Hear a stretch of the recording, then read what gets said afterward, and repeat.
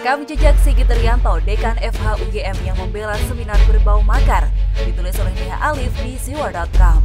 Sebelum kita lanjut, jangan lupa klik tombol subscribe dan nyalakan loncengnya agar tidak ketinggalan informasi terbaru dari Redaksi TV.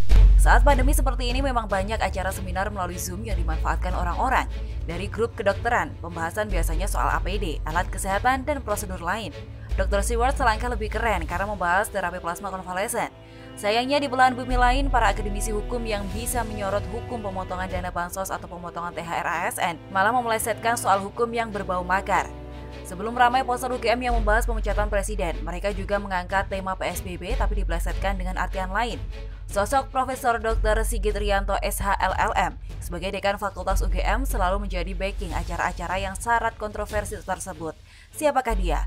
Berikut sekilas latar belakang pendidikan dan pekerjaannya saat ini dari website resmi UGM. Latar belakang akademis, Doktor Hukum Universitas Gadjah Mada Indonesia dengan tesis Hukum Internasional. Master Hukum Nottingham United Kingdom dengan tesis Hukum Internasional. Undergraduate Hukum Administrasi Negara Gadjah Mada Indonesia dengan tesis Hukum Lingkungan. Dan untuk pengalaman kerja, Dekan Faculty of Law UGM Universitas Gadjah Mada. Saat UGM dikecam mempelesetkan singkatan PSBB, Sigit Rianto tampil terdepan membela. Tak hanya protes dari masyarakat, bahkan dirinya sempat ditelepon pihak istana juga. Entah apa tujuannya membuat polemik seperti ini. Seperti dilansir suara.com, Dekan Fakultas Hukum Universitas Gadjah Mada, Sigit Rianto menanggapi ramainya perbincangan publik tentang tema diskusi rumpi hukum Kanal Pengetahuan dan Menara Ilmu FH UGM, di mana singkatan PSBB yang seharusnya pembatasan sosial berskala besar dipelesetkan pemerintah sukanya basa-basi, lalu direvisi menjadi polisi setengah basa-basi. Sigit mengungkapkan, masyarakat terlalu cepat menyimpulkan opini, sementara diskusi belum dimulai. Ia mengakui poster digital diskusi rumpi hukum itu memang diubah pada Selasa 19 Mei 2020. Namun menurut keterangannya, poster direvisi karena ada salah satu narasumber yang berhalangan hadir. Ia menambahkan forum diskusi tersebut sebenarnya sudah rutin dijalankan selama beberapa bulan dan PSBB polisi setengah basa-basi cuma salah satunya. Hanya saja menurut dia reaksi masyarakat berlebihan membaca tema, bahkan sampai pihak istana, kata dia, juga sempat menghubunginya. Kini seakan tak jera menimbulkan kontroversi di tengah masyarakat yang katanya untuk memprovokasi orang-orang agar tertarik berdiskusi.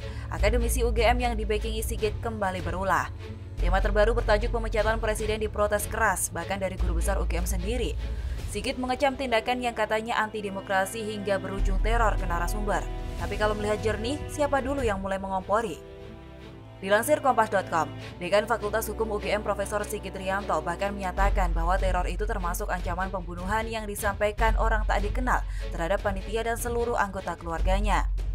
Menurut Sigit, bentuk ancaman yang diterima beragam, mulai dari pengiriman pemesanan makanan ojek daring, teks ancaman pembunuhan, telepon, hingga adanya beberapa orang yang mendatangi kediaman mereka.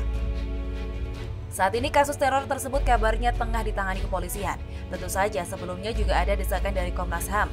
Kita semua menyayangkan teror yang terjadi, tapi juga tak menampik kenyataan bahwa tak mungkin ada asap kalau tak ada api.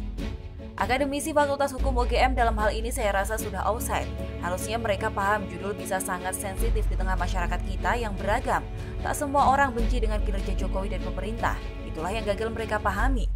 Makanya saat salah satu dosen UGM, Widya Karnigara, menyebut acara seminar mereka sebagai bentuk gerakan makar langsung membuat mereka kelojotan. Sang dosen disebut sakit hati lantaran gagal jadi rektor dan sebagainya. Padahal dengan dalih demokrasi, dosen tersebut juga memiliki kesempatan yang sama untuk bersuara dan berpendapat. Sangat disayangkan kalau kampus ternama seperti UGM yang juga menjadi alma mater presiden kita harus blunder dan saling serang seperti ini. Dengan rekam jejak yang moncer, Sigit Rianto harusnya bisa berargumen positif dan menebar kedamaian apalagi di tengah pandemi.